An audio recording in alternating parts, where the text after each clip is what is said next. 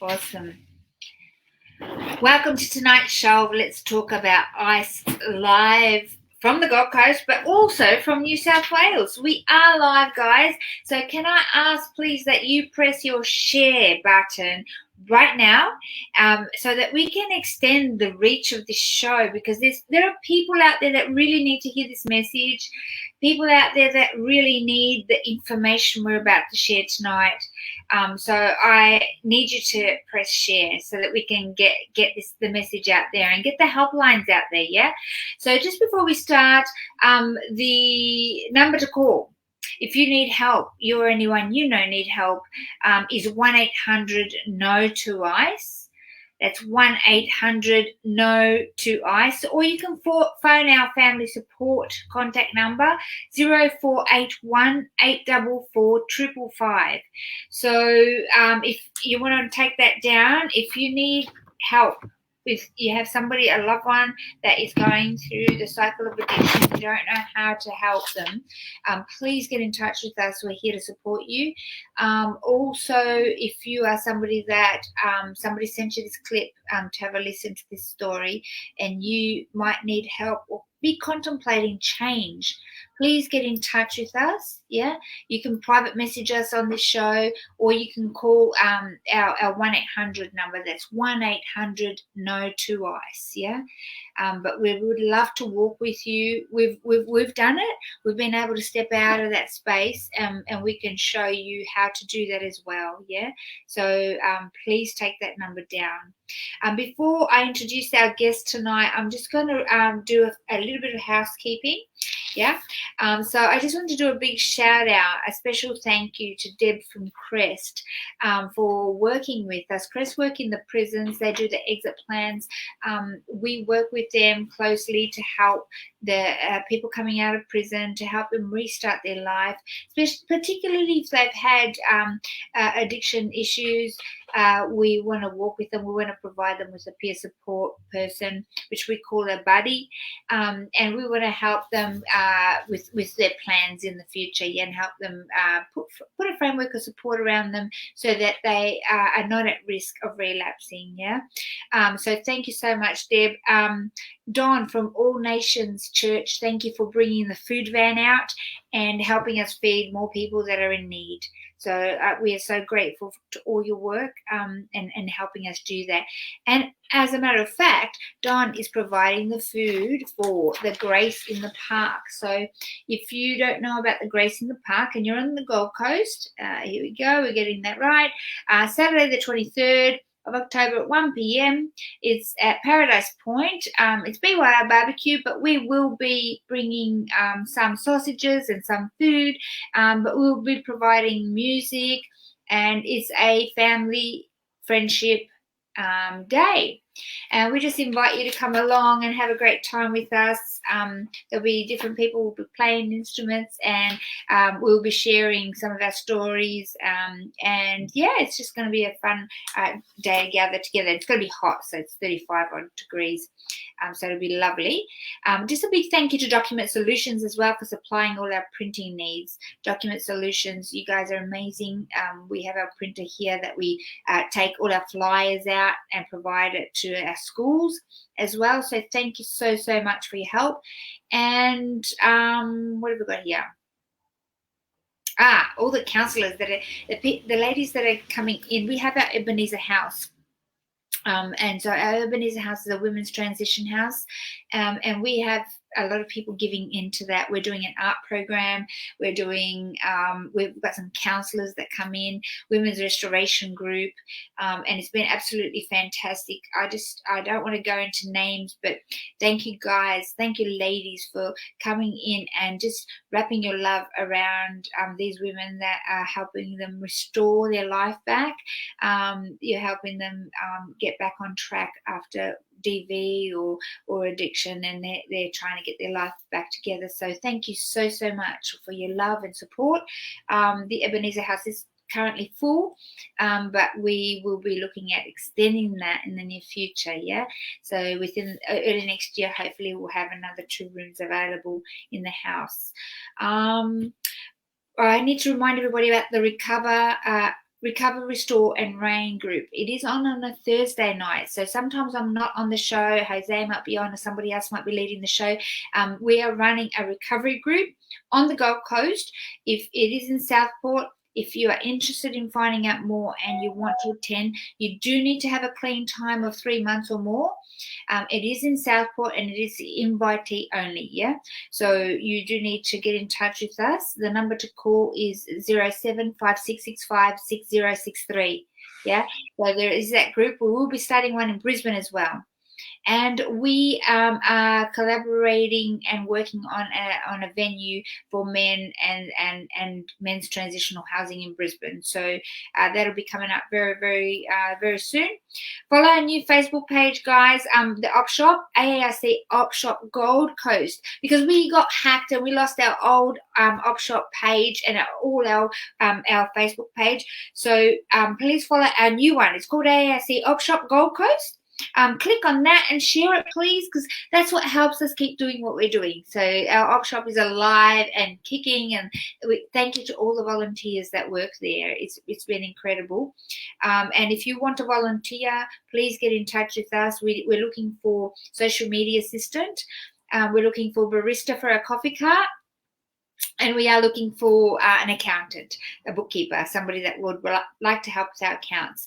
So if that's you, please get in touch with us, 0756656063, or you can go onto our webpage and contact us from there. It's www.australianantiscampaign.org.au. You can also reach out for help on that same webpage. So number to call if you need help, 1-800-6686-423. And that's it for my housekeeping, not housework. Awesome, guys. I'm really looking forward to hearing Alan's story. So, Alan, thank you so much for joining us on the show tonight. Yeah, thank you. I look forward to meeting you in person. We're crossing over at the moment to Gosford. Is that right? New South Wales? Yep.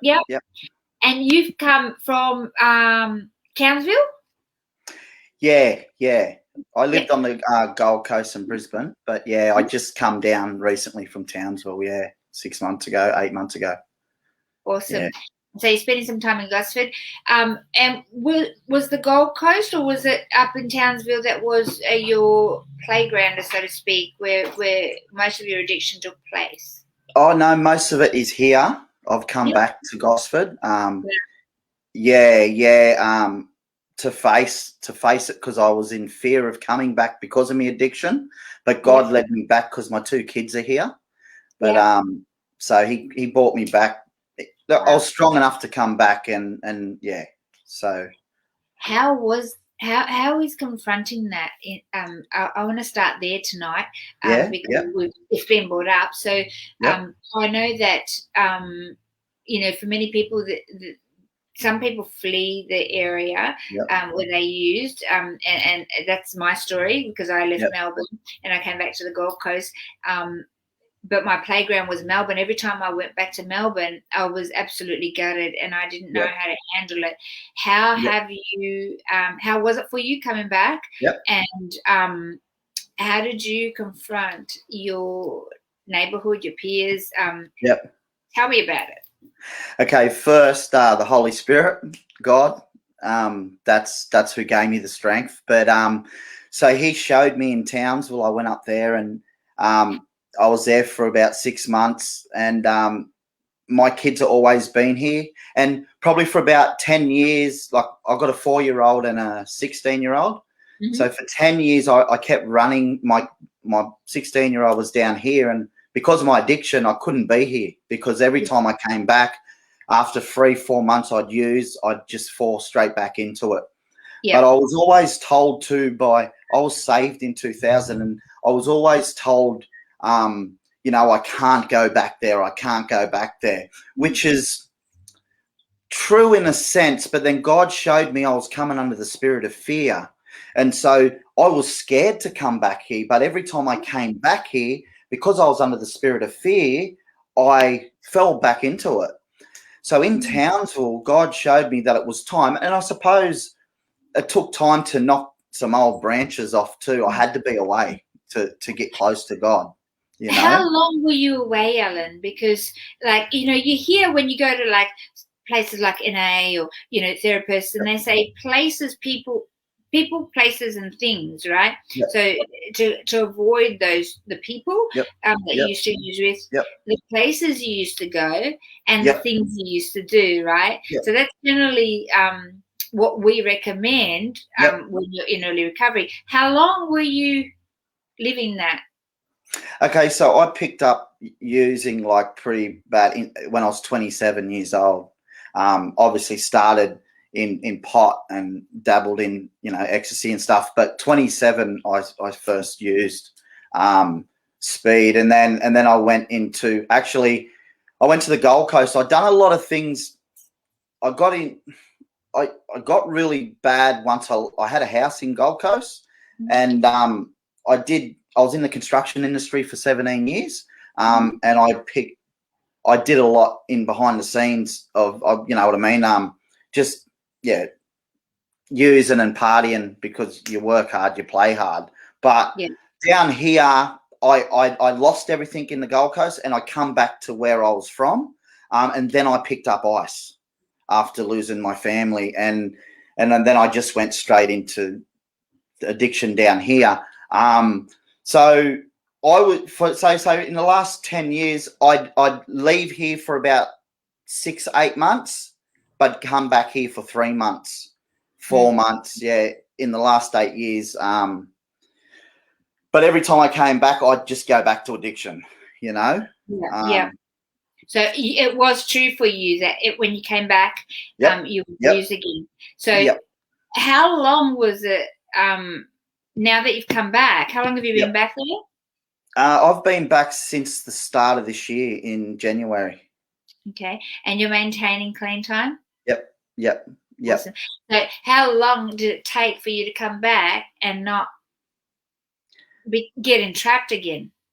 Yeah, so probably leave my 4-year-old. So 4 years ago, once he was born, he was an ice baby, crack baby. He was 32-week preemie, and that changed my life. That gave me motivation to keep going back to the lighthouse. I went back to the lighthouse after that, and that's when I got 9 months up, but something happened there that really helped me. I usually I went back to the lighthouse for 3 months at a time, but I stayed for the 9. I did break on the 9 months coming to graduation. Yep. I went to a hotel and used, which made me realize that's not who I am anymore. Left the lighthouse, and then I just had that strength. Every time I come back, I just visit, stay for a few weeks, and then leave. Yep. I just get out of here. Gave myself a time limit. Yep. But the core root was gone of my Yeah. pain and hurt. That's what I dealt with in the lighthouse and transformations. And one of the big things there was issues group, recognizing my behaviors. So all them times I went to rehab, I picked up tools along the way, and every time every 3 months I did when I went back, God worked on something that was significant, like the pain, my sexual abuse. I was sexually abused. I saw a lot of violence when I was a kid.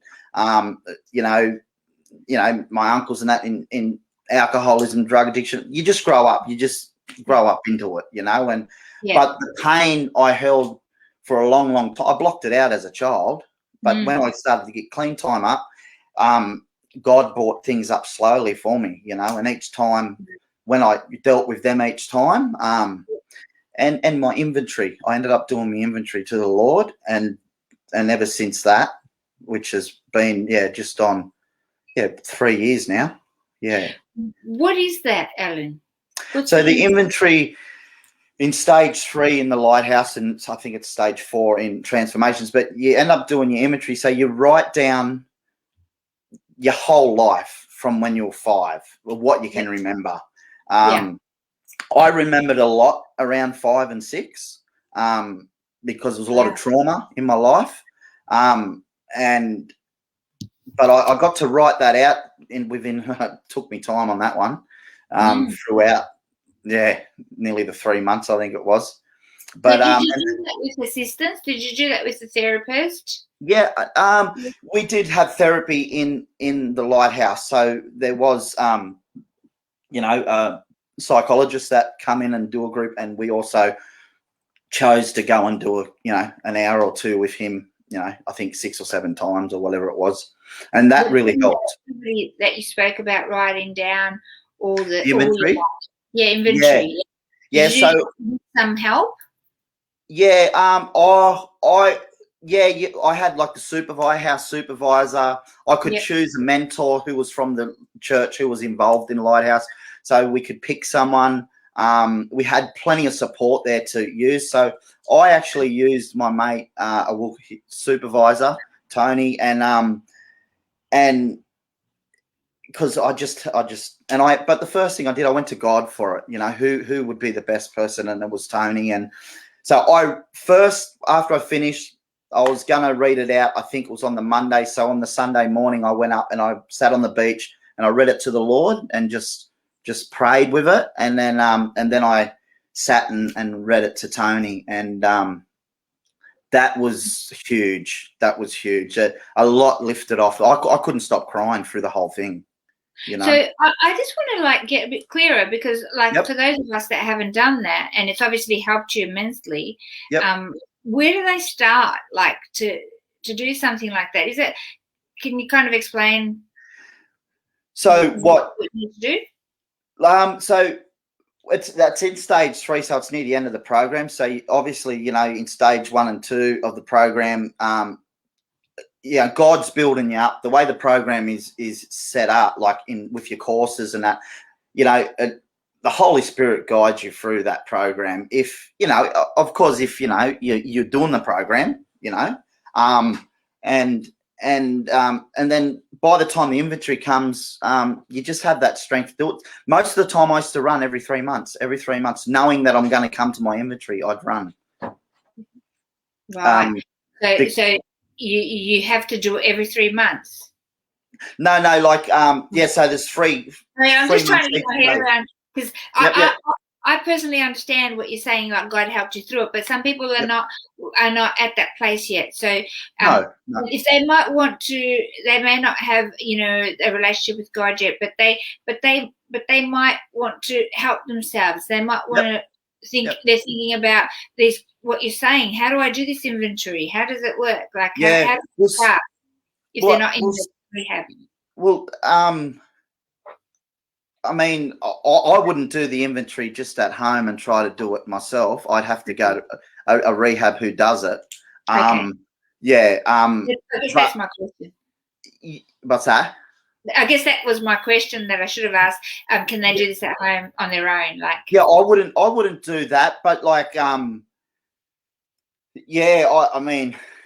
couldn't do that if there's an out program and stuff like that. I mean, I've done out programs and stuff like that, but I couldn't do that. That's just my journey. But I mean, there is a lot of help out there with out programs and getting to an AA meeting, an NA meeting, and stuff like that. But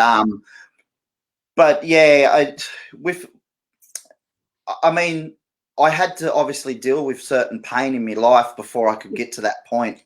And see, a lot of the pain I had, I didn't realize it until I got clean time for me. I think that was important for me, is to get clean and get around a good group of people, and mentors and just good people who want to help, because at the end of the day, Sorry to interrupt. You were saying, every time you come back, you stayed a few weeks, but then you went away so that you wouldn't relapse. And it wasn't until I'm just trying to get it clear. It wasn't until you did this inventory thing that you really got free from that done something. It stopped me from going back to rehab, and then I was able to do it on my own. Awesome. So that's when I went to Townsville. I and I got into support work. And then I just felt led to come back, That's awesome. Can we go back to when you first started using drugs? I want to paint a bit of a picture. Yep. What was your life like? You mentioned like you had family members drinking, and people Yep. around you. Were they using drugs? Is that something that you grew up Yeah, with? yeah. I grew up with all my uncles using drugs. You know, when I was young, I didn't see the drugs, but I seen a lot of drama and you know, violence and drinking and you know, and yeah, things happen, you know, and then that's how it was. Yeah, I hear you, but one would think, right? And I'm going Mm. to just throw it out there because I know that our audience may be thinking this.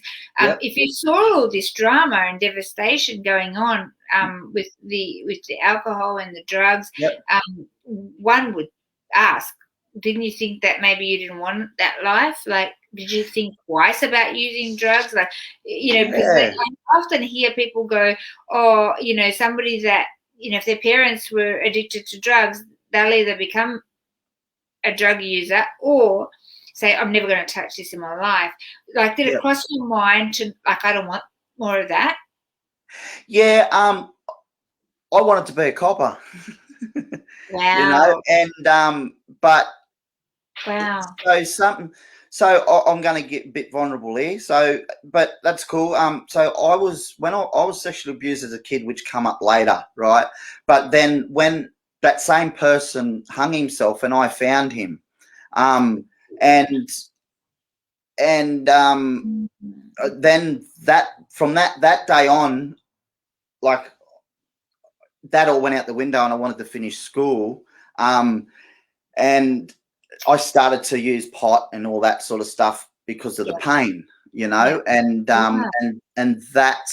that's why I use drugs, to block all the pain and everything I seen wasn't just your stock standard thing. Like, you know, I saw a lot of violence. So you block that out as a kid automatically in your mind as a kid. People go, well, why didn't you bring that up earlier? Or why didn't? That's because the body isn't meant to see that. So automatically it just blocks it out until you get older and wiser and realize that this isn't right. I don't feel good doing this anymore.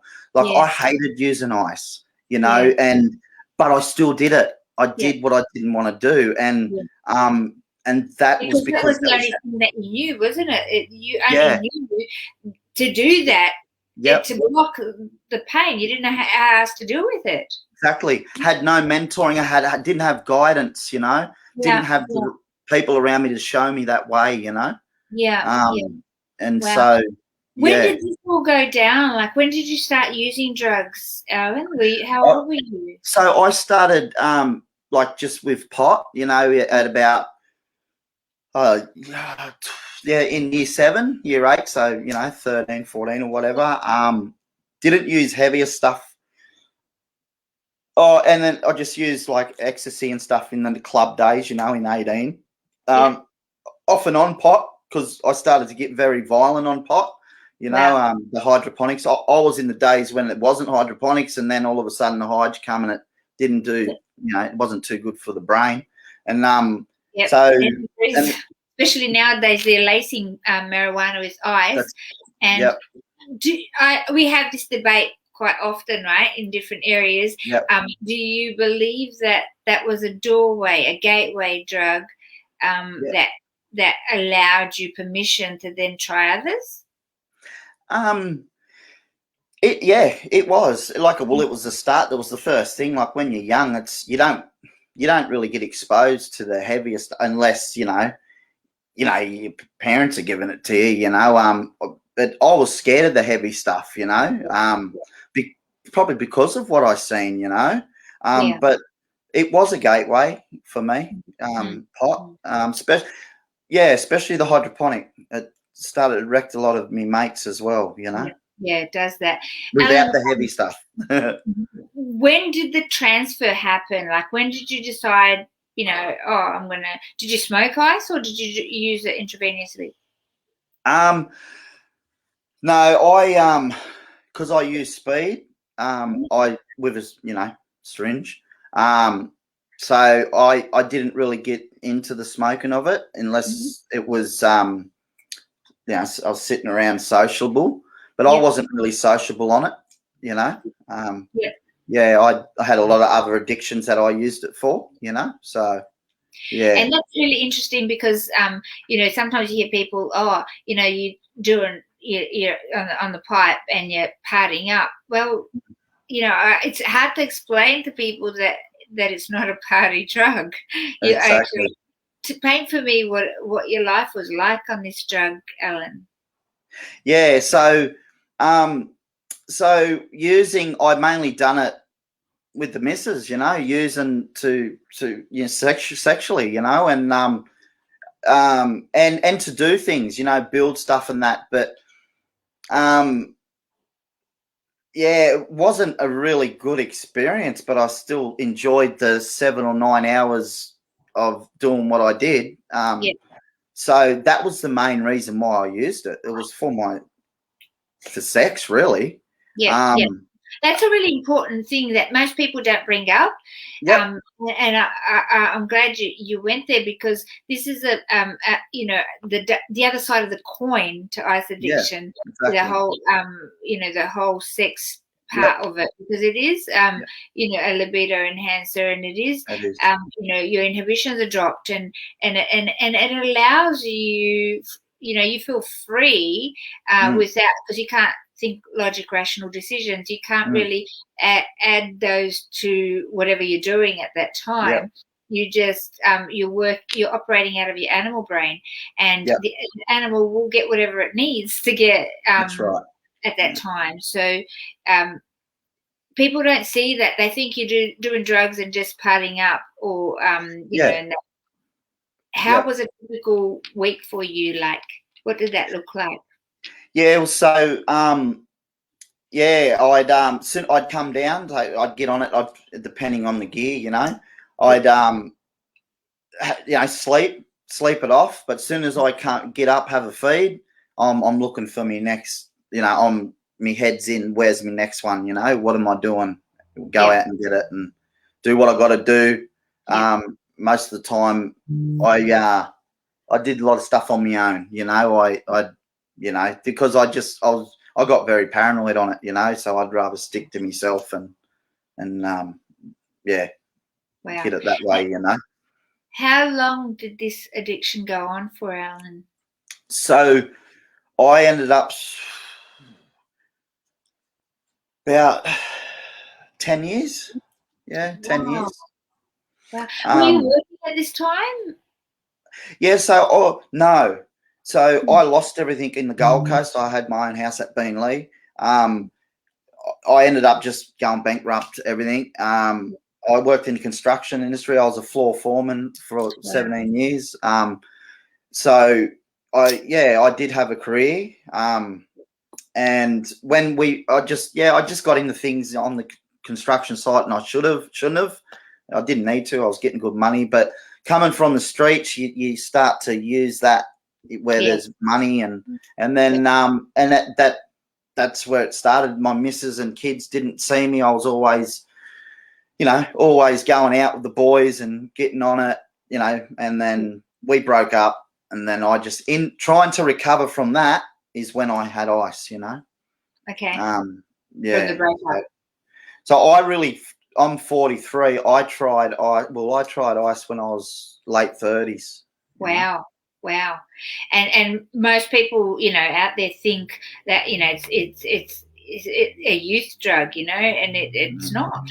No, It doesn't discriminate. It no. can come before anybody. Yep. I was 40, so it Yep.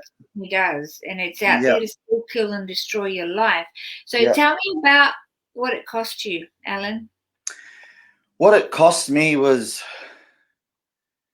everything, Ben. Like my career, my family, a lot of my I had to be away from my family. I couldn't be near my family. Not that that was just the way they knew how to deal with me. They Yes. loved me like anything. I see that now. In it, I didn't. In it, I was, I'm the black sheep. They hate, this, that, rah, rah. Or they loved me. Yeah. They just didn't know how to deal with me. And that now I see that and how important it is to sort of teach family members now to deal with it, you know. Yeah, absolutely. Because it just pushes us away, and it sends us into a dark place, you know. Yeah, yeah, and the families don't know what's going on for you, you know, and they don't know how to help. They just see you destroying yourself, you know, from the inside out, and they're afraid. You know, they're afraid. You know, I do interventions with families all the time to try and put a bit of light on and show, you know, explain what's going on for their loved one and see if we can connect to help their loved one. You know, because they're lost. They're absolutely lost. You know, they see their child, their brother, their sister, their husband, wife, just become somebody else. Yep. What was Alan like on this drug? On it? Yeah. I got violent at times. Self-centered, very self-centered. It was just about me, you know. I had no feelings. My feelings went. It just I did, in my coming down time, I just locked myself away for days and, you know, sleep. And I did cry a lot in them times because I didn't want to be there. And I just didn't know how to get out of that hole, you know. So and it's in that not knowing, you know. That's why I encourage families to please, you know, if your loved one wants out and they say I want to stop this cycle, I encourage them to connect with us, because you know, who better to help the next person than somebody that's been through that before. You know, I know exactly what it feels like, and I know, you know, what they're thinking and what they're gonna do and not do it before the family can even think about that, because you know, we can anticipate and give the tools to the person that we're walking with, you know. And I remember being in that dark hole. It's terrible. And that's it, eh? Like, that's what helped me too, was a good support by brothers who have already gotten clean. And that was one of the main things that helped me, being able to ring someone. I struggled with it at first because I just didn't trust anyone, you know, because my trust was taken away a long time ago. But once I got to that call thing, I started to trust people. I started to mix with people I never would before, you know, and because I had so much shame and guilt. I was like to society, whether in the gutter, you know. So we come in having that no self-esteem, you know, and but having brothers who have been there and sisters who have been there and being able to just talk with each other, share life together. It doesn't even have to be about how, you know, just how we're feeling. It's just sharing life together, you know, and on the same plane, the same, because we're all people, Alan? Because you know, if I pinch you and pinch me, it hurts the same. You know, we're all made the same. It's just, you know, we've chosen to mask a pain with a substance that really has turned us in, you know, our reaction and our normal behavior into something that's not really, you know, practical and workable, you know, and it's destructive, you know, instead of being productive in a relationship, you know. Because a lot of us really don't know our behaviours, do we? In addiction, we don't. And then until you go to rehabs and you get into, you know, a therapeutic community where that's what helped me with my behaviours, recognising my own behaviours and then owning them, obviously. To, you know, when you got four blokes saying you got this one behaviour, well, you got to have a look at it, you know. You got to sort of go, wait a minute, well, you know, and that helped me a lot, because then I started to do that when I come home and recognise what I was doing, you know. You know, and that helped, you know. Yeah, it does. I want to ask you, were you scared, like, to go to rehab? Because we often have guys going, oh, I don't really want to go and get locked up. You know, I don't need that. I don't need to do it like that. I can do it on my own. When I was about 17, Mum sent me to a detox, right? Because of Yandy, pot, and Yeah. and I sort of was then, but I wasn't obviously ready, um, but no, when I decided to go to rehab, it I wanted to do it. I didn't go through the courts. I wanted to genuinely just go and try to knock this on the head. But Mm-hmm. it was just it wasn't meant to at that time, and Yeah. I got something out of it every time. Yeah, yeah, that's right. In So saying that. even like if you've been to rehab before, look, I know a couple of people that may be watching the show today, that they've been to rehab on a 30-day stint and then a 2-week, and they're like, oh, no, it didn't work for me. I want to try. I want to try it on my own. What would you say, Alan, to them? What made the difference, and what would you recommend? Yeah, well, I would I'd stay longer than the 2. Just push through that. Push through. The times when you want to go home. Sleep it off and push through it. And yeah, really, yeah, push through them early stages of rehab, especially the first 3 months. Why? Why? Because you haven't worked on the core issues. That's the stuff that's making you self-medicate that pain. Mm-hmm. Get to that. Well, for me, like I ask God to help me, and so that's what helps me. I've got to say it. Without Jesus, I wouldn't be here today. Yeah, Yeah, yeah, right. yeah. But I hear that a lot. in saying that, yeah, just find a good especially like with you guys, you've got so much stuff going on, to help people, contact the Australian Anti-Ice campaign and get in touch and pick up the shovel and have a dig, because we can't just, even with spirituality, I always thought God could do it early in rehab, God's got me. No, you got to pick up the shovel and have a dig too, Yeah, yeah, yeah. yeah, You've got to do the work. He meets us on the way, yeah, and the thing is, there's lots of tools that yeah, people can offer. When people come to us, we help them with the buddy, yeah, a support person, one of us like that have been through it, yeah, and we help them with a counsellor to start, doing working on the underlying issues.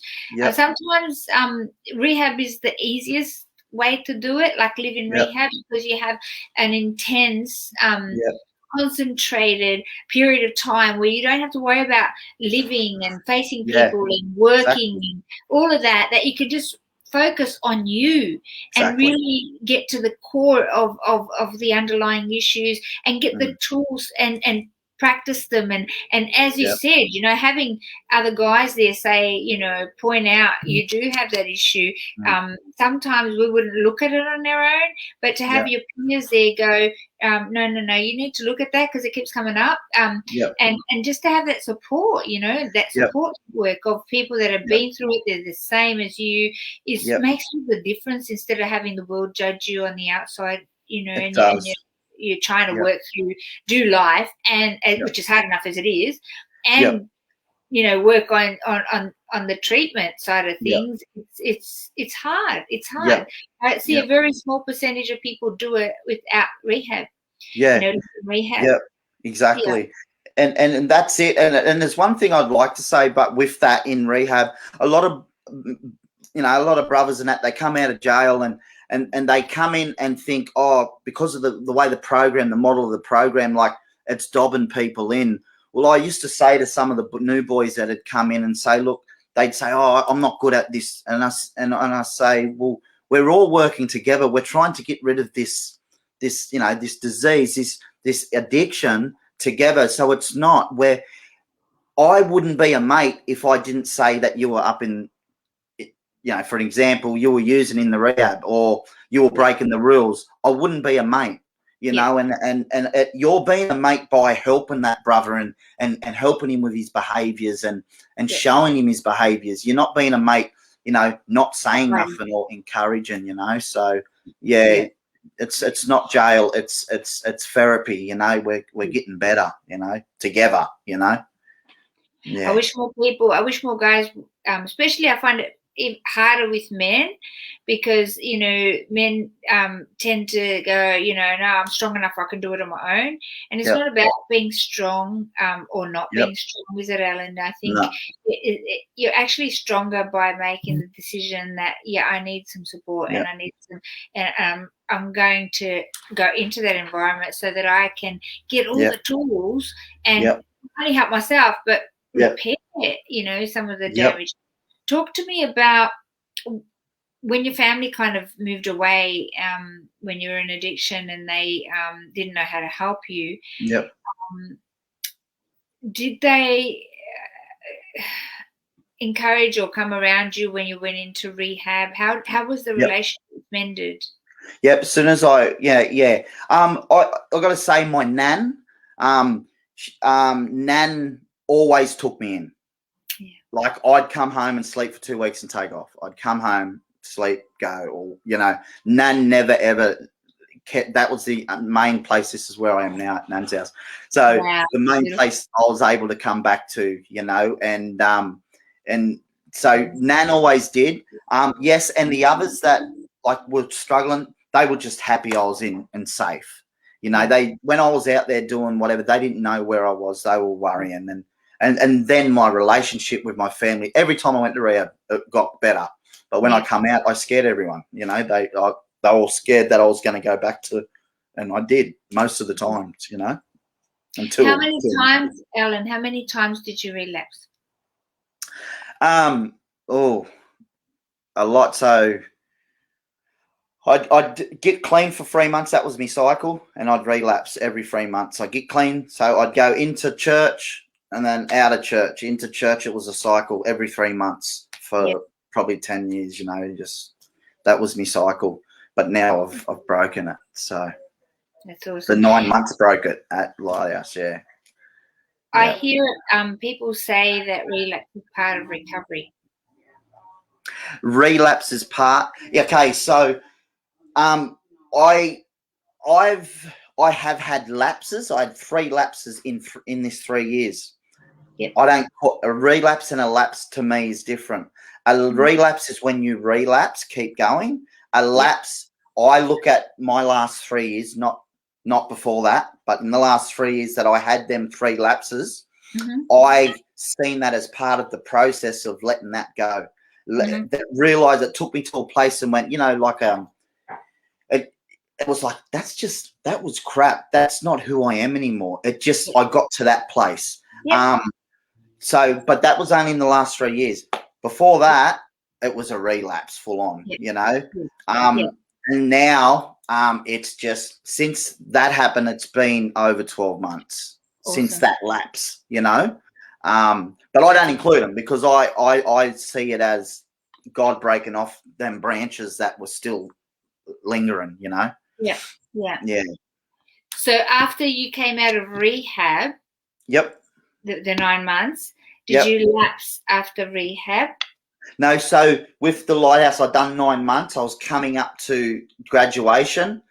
I just had this big battle. There was something obviously still there, and self-esteem too, And I took off without no one knowing, and then I rang him the next day and said I was in a hotel and I was struggling in a lot of other areas too. That was the first one, and then I got good after that. I was able to keep going to church, and I started Bible college, and I was good. And then it was probably another 8 months after that, I had one more, and then the last one a bit over 12 months ago. Wow. Wow. So now 12 months straight. And how do you feel? Oh, I feel free. I feel free. Yeah. There's obviously, things that come up in life. I mean, I think after rehab, we got to get out of that bubble and we've got to live life, and that's where stuff stuff will come up. Stuff will, it's them tools that we learn from places like the Australian Anti-Ice campaign and rehabs and you know, and having mentors. For me, is having someone on the phone Yep. 24/7. And that's why we offer the buddy service, Yep. you know, the support, peer support, you know, Yep. because having that person there that you can just pick up the phone and say, you know, whether you've been into rehab and you've made those relationships or not, if you haven't, Yep. even more so, please Yep. utilize our service, because, you know, we have people like ourselves, me and Alan, that have come through recovery. We're there to pick up the phone and say, talk to you, just be there, just be a friend, and encourage you, and give you ideas on how to, you know, when temptation comes, what, you know, how to deal with it, how to overcome that temptation, because it does pass, but it's a matter of walking through it and overcoming it till it goes away. And every time, you know, it gets less and less, and it gets less powerful, and you get happier as your life you know, you get your life back, and so the times that it comes back, it becomes less powerful, it's kind of watered down. But we teach you how to, you know, we walk with you. So that is so critical and important, to have that friend and person that understands without judgment. Yeah, definitely. And that's a big part of what we do here, Alan, you know, having that support person, and just being able to connect you to services like counsellors, like rehab if you need it, you know, programs, different programs like, you know, the Salvation Army do a bridging program. They do a 6-week recovery program. There's different programs, you know, groups, NA, AA, and you know, different tools to be able to help strengthen your resolve. And I think, you know, there's all different stages as well of recovery, you know, and you go through different times. In the beginning, it's extremely hard. You might be on the phone all the time to your buddy, you know. I remember my buddy would pick me up, you know, get out of bed. I'm like, no, I want to die today. And he'd go, no, don't die today, die tomorrow. Today we're going to go and play music. And I'd be like, I don't want to. I kind of really angry at him, but, you know, that helped me through that next day, you know. And then I looked back and I went, I didn't really want to die, but you know, thank God he was here, you know. So just having that support person to be able to walk with you without judgment, remind you who you are really inside, you know, and not treat us like a piece of dirt because we've you know, used substance to mask the pain. We're the same as everyone else, you know. And that's so important. Exactly. Tell me about how your life is now, Alan, and do you have your family back in your life? Yes, I have everyone back in my life. I'm in ministry too, so so I've got everyone in my life. I'm helping young black fellas, called my Aboriginal, and so we're getting them into the workforce. You know, my uncle's got a program developing leaders and a landscape business. So some, even not just young fellas, men as well, that are coming out of the jails, and they come to my Uncle Dave. My Uncle Dave was a big, you know, he's done a lot of jail, and he set up this, you know, thing, developing leaders. That's so fantastic. I just help while I'm down here with my kids, but my focus is my kids at the moment. You know, I want to go back to Queensland. I love Queensland, but now until you know, my 4-year-old, you know, if eventually I have him, it'll be great. It'll be a bonus. My 16-year-old, he'll come. Like he'll probably come with me as well, but. I'm just here for them at the moment, and my focus is being a dad. All them years I missed out my 16-year-old, I'm here for him, and we'll just I'll just go from there. And you keep in touch with your support network while you're there, Alan? Yes, I've got a lot of friends in Canberra. I shoot down there a little bit. That's a church that I'm involved with that's starting up, and I'm still in contact with a lot of my church family, you know, in Townsville, Gold Coast, Palm Beach. You know, Beachside Church is a lot of good people there. And so I've just constantly on the phone, whether it's, you know, for each other, you know. Absolutely. some people, like when I talk to people, sometimes they say to me, "Oh, religion, yeah, it's not for me, mate." Like, tell me about what that looks like for you, what church means to you, and what it's done for you. Because some people think, it's like you go in and you say your prayers and you yes, and then it's kind of religious. Tell me about what you've experienced in a church. In the church. So it was great. I was, because I was an addict, I'd chase the high of the Holy Spirit. And so I got into a bit of so with church, I was I learned how to play the church, really. At the start, I was saved in 2000. I was coming in and out of church, and I learned that, you confess your sin to your brothers, because I was a player. So earlier on in my, in recovery, I could go ring me mate up, I confess my sins, and I'd look transparent. I worked it out, and which wasn't good, but God showed me, and I picked up a lot of like religious behaviors. I'd hide my sin, and He couldn't work on me, So I realize that now. But church is good. Church is awesome.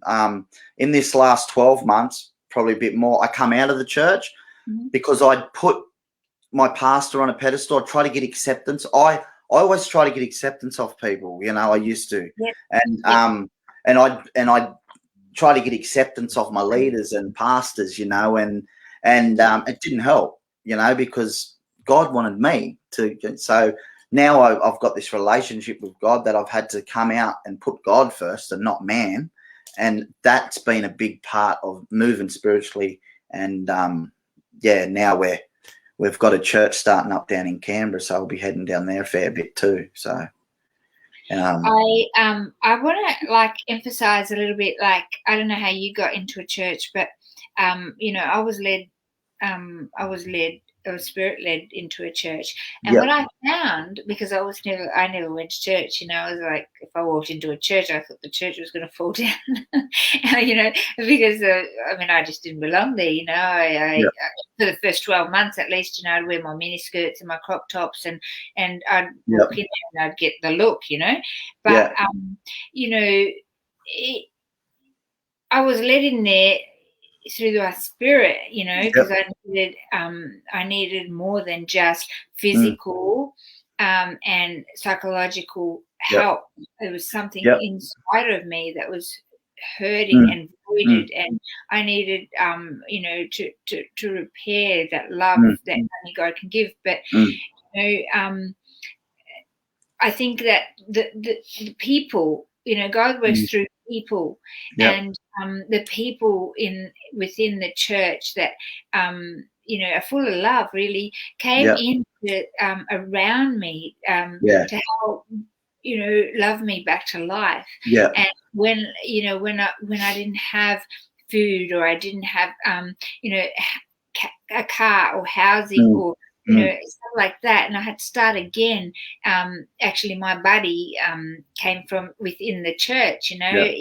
He's not that religious. He swears and he has a few drinks. He was my buddy, and it was organically placed, which is why we have this peer support buddy service.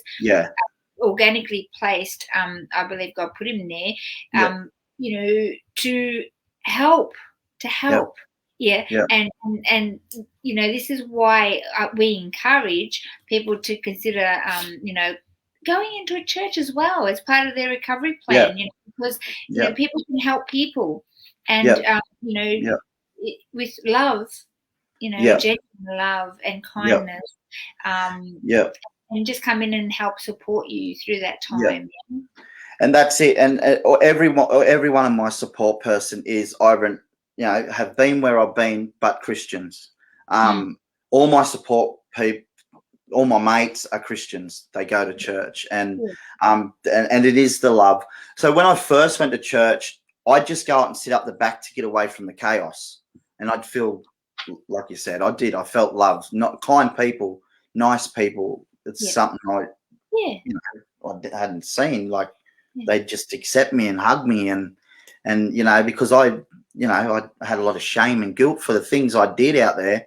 is a lot of shame and guilt. And for this person to love me and cuddle me, it's like, wow, cool. And then I'd take off, I'd run, but But for a eventually minute, it helps to heal the scars, slowly, little by little, until one day you wake up and your heart's full, and you turn around and you see the next person that's walked in, and you can do the same for them. So that is really what the job of the church is. It is. But some people are making comment that they don't let you love them back to life. I think that while the person is still not working on their underlying issues, there's really deep scars there. You see, we're a three-part being, and we need to get treatment, spirit, soul, and body. Now, the body, it's easy. You sleep, you eat well, you take vital greens and double strength krill oil and probiotics. You exercise, you get a personal trainer. That's all easy to, although some scars are irreversible, like damage and liver and heart problem. Your soul, your mind and emotions, you can work that out with a counselor. You start to bring out the underlying issues, you start to work on them.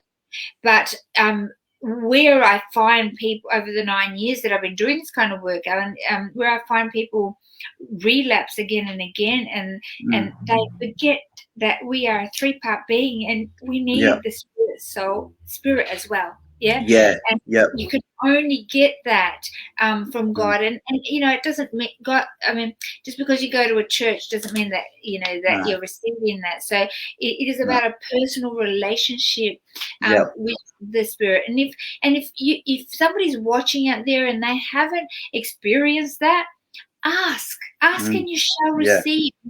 Just close your eyes and ask God to touch you and to show you and to help you, because he will reveal himself. It's more than just a religion, and he's more than just what you think. And I was shocked at the healing that God has done in so many people. Without that part recovery, I find it extremely difficult.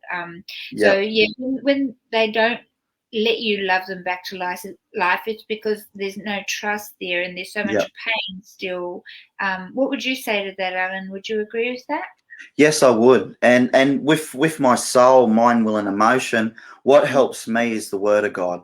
And that's what I do morning and night. And not saying to read the Bible, but that's what helps me.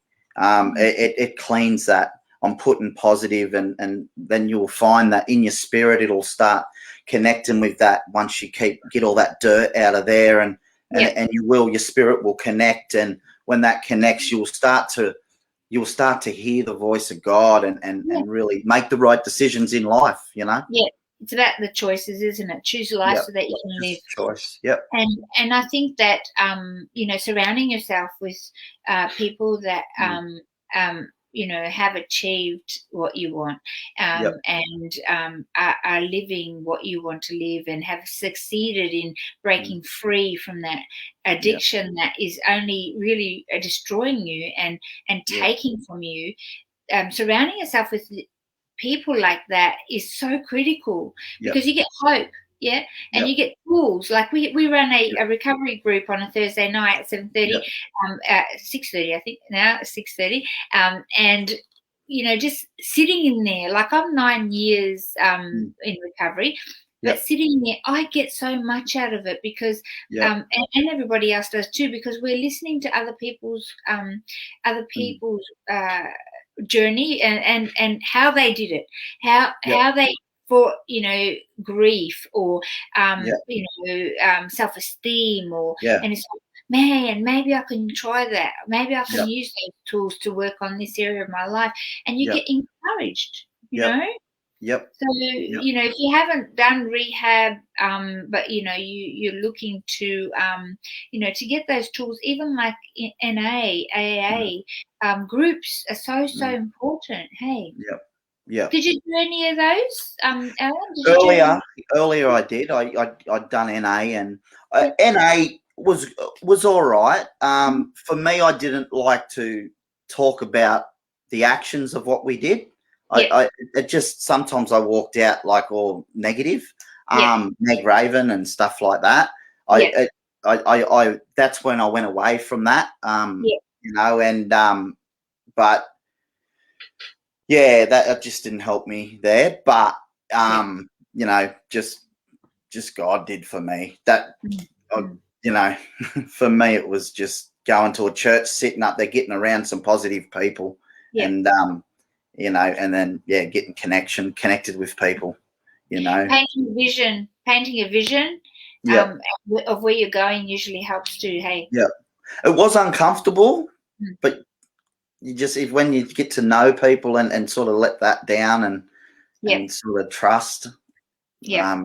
little bit by little bit, it helps. You know. That's awesome, Alan. If anybody has any questions, please ask them now because we are about to wrap up the show. Unfortunately, we do have to end this conversation, Alan, very shortly. I'm just so happy that you have your life back, my friend, and that you're restoring, that you're working on this restoration with your children. You know, I'm just stoked to hear that. It's so important that your 4-year-old has his dad in his life. And whether they're 4 or 16 or 18, kids always need their parents, you know, and when we're not there present in in the mind as well, it can be damaging, you know, lifelong damaging for the kids. So before we do wrap up, is there any last minute things that you would like to say? Our audience out there, you might be speaking to people that are in addiction, contemplating change, or family members that might be helping loved ones. Even youth in schools, we talk in schools, sometimes they tap into.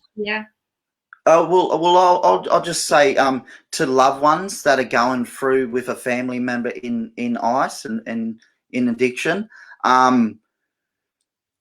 just love them.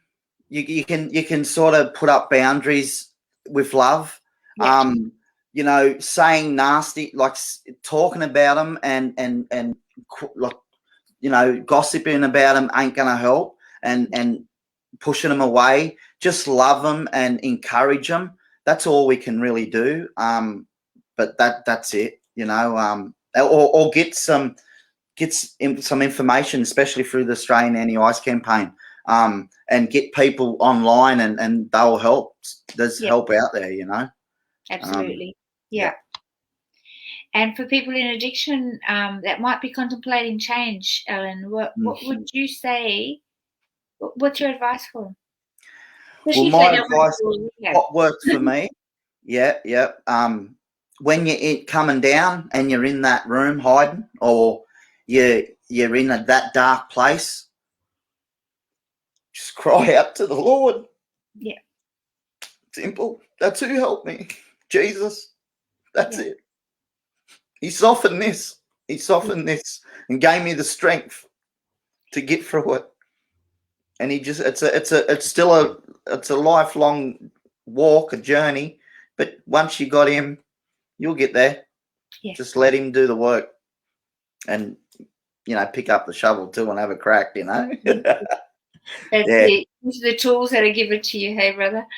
Yeah.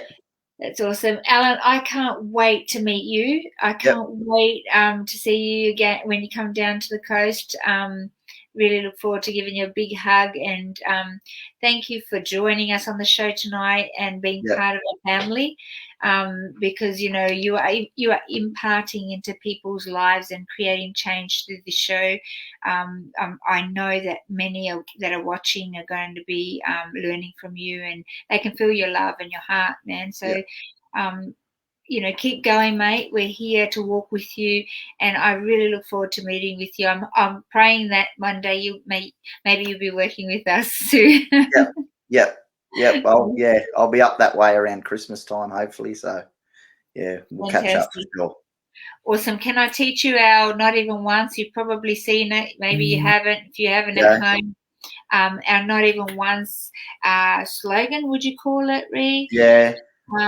by the way, as you can see, the lighting and my background and everything and the writing on the screen is all back to normal. Rianne is back, thank God. She was away for 4 weeks. It was like, my screen's dull. I can't do this. So she's back. We're just really grateful to Rianne. We love her to bits, and she's a huge part of making this show happen. So thanks, Rhi. Are you ready to do it? All right. Okay, yes. That goes an N. Right? Not. Yeah. Not even. Once. Not even once. Ready? Not even once. Take care, everyone. God bless. Stay clean. We'll see you next week. And Jose will be on from Coffs Harbour Live, and he'll have an amazing guest on the show. Alan, thank you so much for joining us. God bless you. Thank you for sharing. Stay strong. Yeah. Yep. And look forward to meeting you and your little boy. Yep. You too. Thanks for joining us. Yeah, guys. Good night. See ya. Bye.